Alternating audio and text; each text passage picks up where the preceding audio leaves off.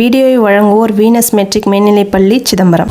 இது எல்லாத்தையுமே நான் கிளாஸ் நோட்ஸில் ஒரு 10 பக்கத்துக்கு எழுதியிருப்பேன்னா இங்கே மொத்தமாகவே கிட்டத்தட்ட ஆஃப் பேஜில் நான் முடிச்சிருக்கேன்.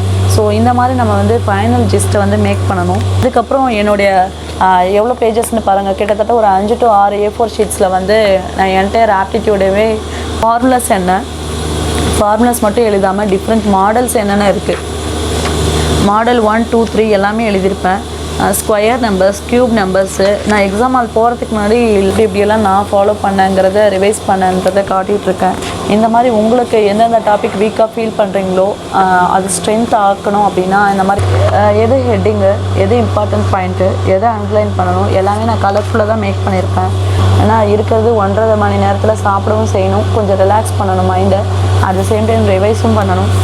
என்னோடய ப்ரிப்பரேஷன் ஃபுல்லஸ்ட்டாக இருக்கணும்னு நான் நினச்சேன். CSATல எனக்குமே ஃபெயிலியர் வரக்கூடாதுன்னு நினச்சேன். ஸோ ஃபஸ்ட் அட்டெம்ப்ட்லேருந்து நான் கேர்ஃபுல்லாக CSAT ப்ரிப்பேர் பண்ணேன்.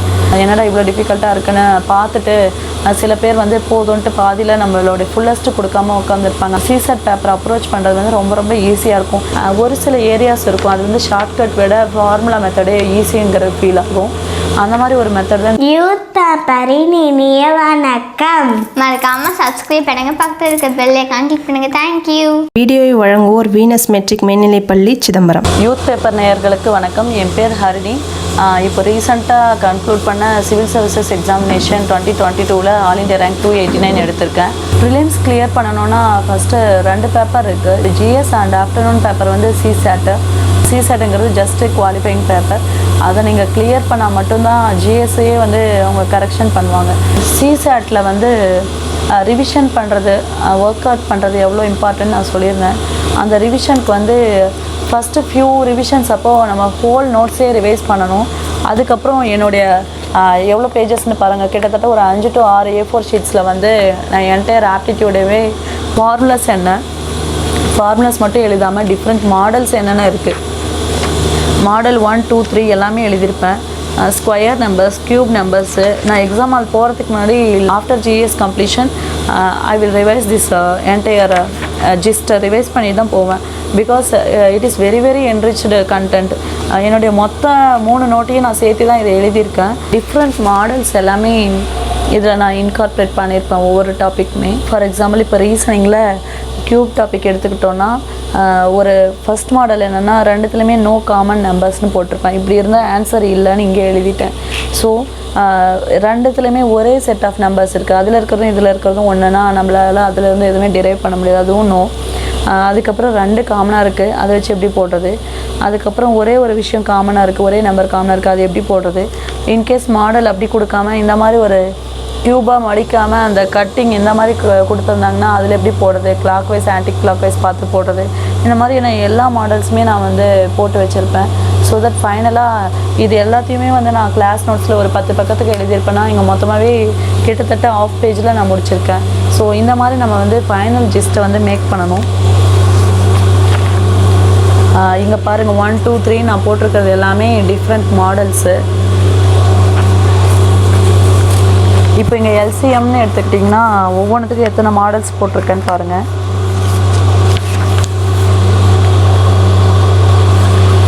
இதுலேயும் நம்ம ஃபுல்லாகவே ப்ளூ பெயிண்டில் எழுதலை.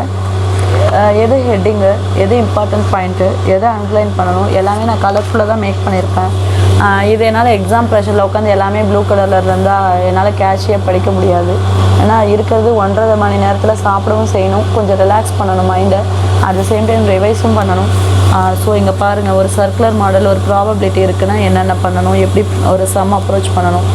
என்டையராக நான் இந்த மாதிரி தான் ஒரு ஜிஸ்ட்டை க்ரியேட் பண்ணியிருந்தேன்.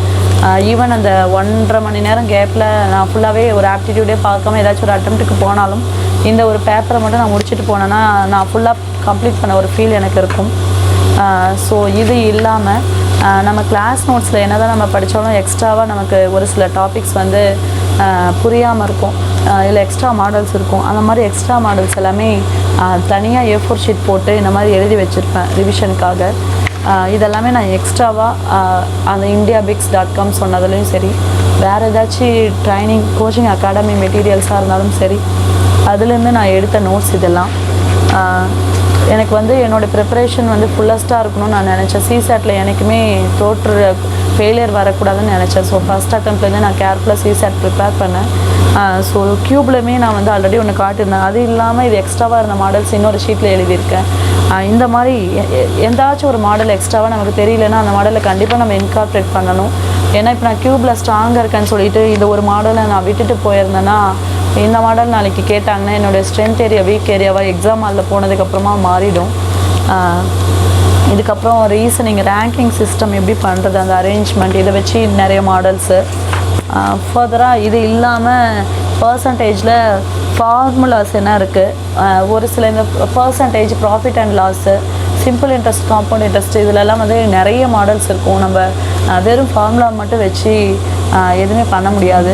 அதை தாண்டி அந்த ஒவ்வொரு டிஃப்ரெண்ட் கொஷின்ஸ் எப்படி அப்ரோச் பண்ணுறதுங்கிறது இங்கே நான் கொடுத்துருக்கேன். இது எப்படியெல்லாம் நான் ஃபாலோ பண்ணேங்கிறத ரிவைஸ் பண்ணன்றதை காட்டிகிட்ருக்கேன். இந்த மாதிரி உங்களுக்கு எந்தெந்த டாபிக் வீக்காக ஃபீல் பண்ணுறீங்களோ அது ஸ்ட்ரென்த் ஆக்கணும் அப்படின்னா இந்த மாதிரி எக்ஸ்ட்ரா மாடல்ஸ் எல்லாம் நிறைய புக்ஸில் ரெஃபர் பண்ணி, டெஸ்ட் சீரியஸ் ரெஃபர் பண்ணி நீங்கள் எழுதி வச்சிட்டிங்கன்னா கண்டிப்பாக it will be your strength topic. இந்த மாதிரி எக்ஸ்ட்ராவாக கிளாஸ் நோட்ஸ் இல்லாமல் எதெல்லாம் உங்களால் எக்ஸ்ட்ரா எடுக்க முடியுமோ, ஈவன் இந்த மாதிரி எல்லா டாப்பிக்லையுமே எல்லா மாடல்ஸையும் நான் எடுத்து இந்த மாதிரி தனித்தனியாக A4 ஷீட்டில் வச்சுருப்பேன். ரேஷியோ அண்ட் ப்ரொப்போர்ஷன்னா இந்த ஒரு பார்ட்னர்ஷிப்பு, பர்சன்டேஜ், இது ரெண்டுமே எனக்கு இந்த ஒரு பேஜில் அடங்கிடும். அது இல்லாமல் எனக்கு இந்த ரேஷியோ ப்ரொப்போர்ஷன்ஸில் வந்து நிறைய கன்ஃபியூஷன் இருக்கும். ஈவன் நான் இதை ஷார்ட்கட் தான் ஃபாலோ பண்ணேன். ஒரு சில ஏரியாஸ் இருக்கும் அது வந்து ஷார்ட்கட் விட ஃபார்முலா மெத்தடே ஈஸிங்கிற ஃபீல் ஆகும். அந்த மாதிரி ஒரு மெத்தட் தான் இந்த ரேஷியோ ப்ரொப்போர்ஷன். நம்ம எக்ஸு ஒய்ன்னு வச்சுக்கிட்டால் ஈஸியாக நமக்கு புரிஞ்சிடும். அது இல்லாமல் டைக்ராமேட்டிக்காக ரெப்ரசன்ட் பண்ணி இந்த மாதிரி ஒரு ஷார்ட்கட்ஸில் வந்து ஃபாலோ பண்ணி போடலாம். சில சமயம் இந்த மாதிரி போடுறப்ப தவறாகவும் வாய்ப்பு இருக்குது. நம்ம நல்லா ப்ராக்டிஸ் பண்ணால் மட்டும்தான் இந்த ஷார்ட்கட்ஸ் வந்து யூஸ் பண்ண முடியும்.